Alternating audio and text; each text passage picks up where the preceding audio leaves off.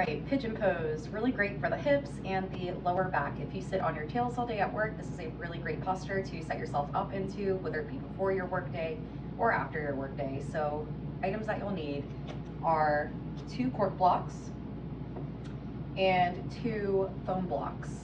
And because everything is in twos within this video, we are going to do 2 different pigeon poses.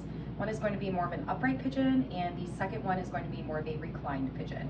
So the upright pigeon, we want to make sure that when we're setting ourselves up, if you have a yoga mat, that would be excellent because you can really grid your leg out along the mat. So we really want to make sure that our front leg is about parallel to the edge of the mat, and we want our toe pointed, both our front and our back toe. And so our back leg is going to be straight along the edge of the mat here, and we want our pinky side of our toe down.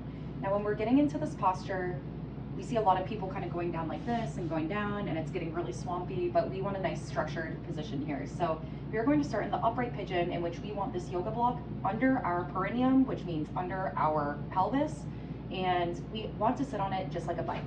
So we want to point the yoga block towards our heel. So it will look like this right here. This is pointing towards my heel. And then I'm taking the 2 cork blocks right out in front of me like this, and I'm really lifting off of the blocks. So I'm not sagging my shoulders into, I'm not bending my elbows, I'm really creating a nice space between my shoulders and my ears, and then my sternum is coming forward and up. So it'll look like this.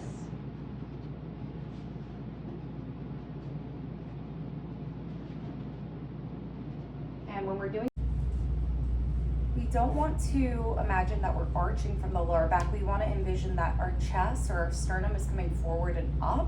And again, we're lifting off of the block, so that way we look like this.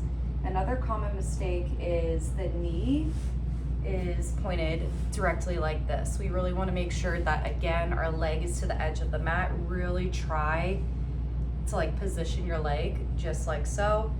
And that's our upright pigeon. Now, if we want to go into a reclined pigeon, the first step that we're going to do is we're going to put this yoga block down on its lowest setting.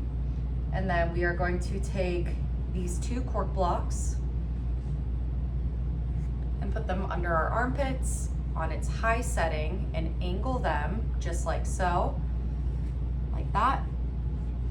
Then we want this 4th foam block right under our forehead. So I'll show you what it looks like from the side.